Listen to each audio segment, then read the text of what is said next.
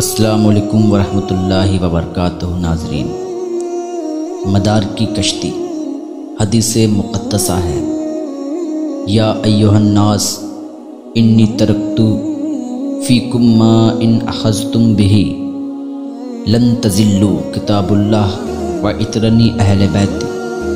اے لوگو، میں تمہارے درمیان دو چیزیں چھوڑے جا رہا ہوں، ایک اللہ کی کتاب اور دوسرے اپنے اہل بیت۔ اور ایک جگہ ارشاد فرمایا، مسئلہ اہل بیتی کا سفینۃ نوح، میرے اہل بیت نوح کی کشتی کی مانند ہیں۔ اور قطب المدار رضی اللہ تعالی عنہ کے لیے سلف سائلین فرماتے ہیں، ان المدار مصباح الہدی و سفینۃ النجات، مدار ہدایت کے چراغ اور نجات کی کشتی ہیں۔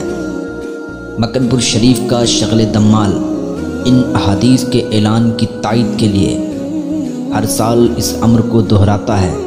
اول، کشتی جس میں قرآن کریم رکھا ہوتا ہے، جسے انبوہ انسانوں کے سیلاب سے گزار کر کشتی نوح کی مثل دوسرے اہل بیت کی نسل پاک سے سجادہ نشین کو تخت نشین کر کے ستائش بیان کرتے ہوئے، جن کے روبرو ملنگان ذیشان فرحت و مسرت اور محبت میں دمل کرتے ہوئے اس عہد کی یادگار کا ڈنکا بجاتے ہیں، اور نقیب اعلان کرتا ہے کہ اگر ان دونوں قرآن اور اہل بیت سے جڑے رہے تو گمراہ نہ ہو۔